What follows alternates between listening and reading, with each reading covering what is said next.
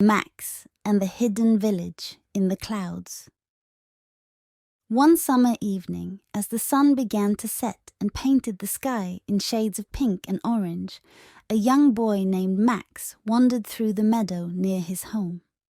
Max loved to explore, and he often imagined what kind of magic might be hiding just beyond what he could see.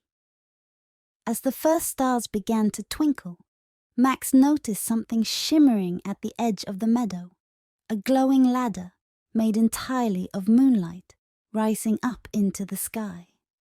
Max's eyes widened with wonder. He had never seen anything like it. The ladder seemed to stretch all the way up to the clouds, as if inviting him to climb.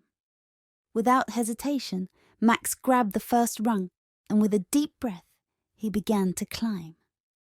The ladder felt soft and warm beneath his hands, like moonbeams made solid.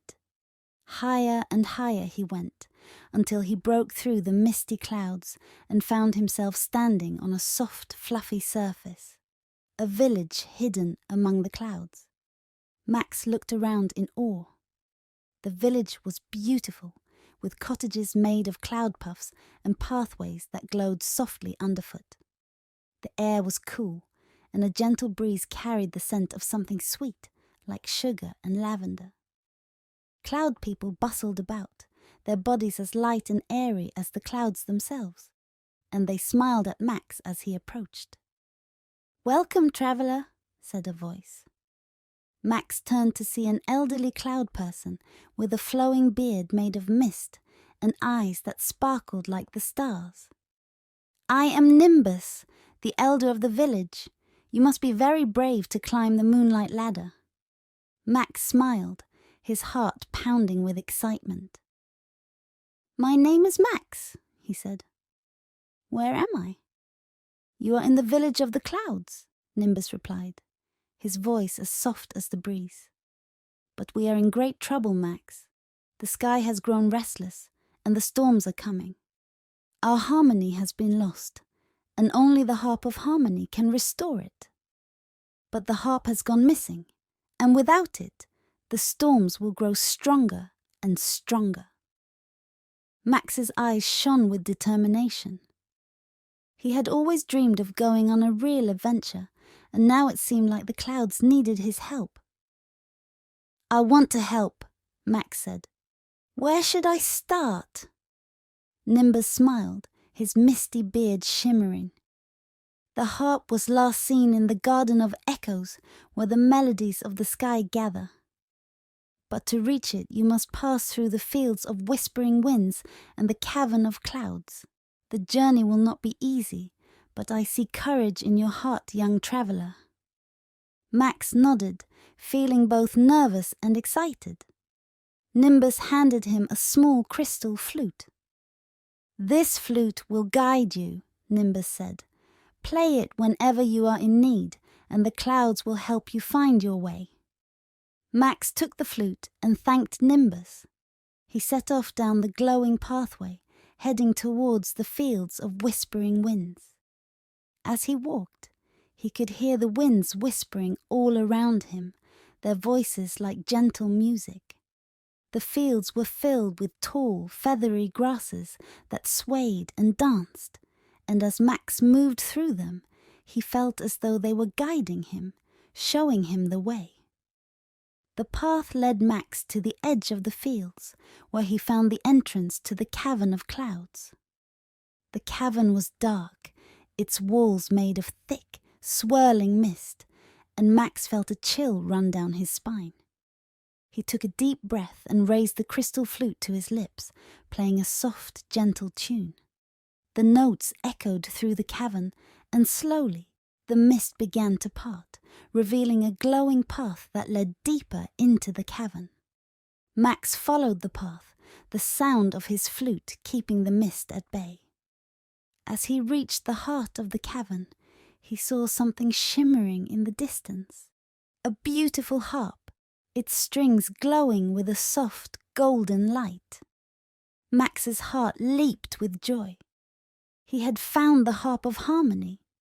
But as he stepped closer, a rumbling sound echoed through the cavern.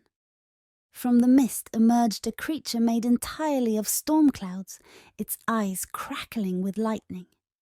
It was the guardian of the harp, and it looked at Max with a fierce gaze. Max took a deep breath, his hands trembling.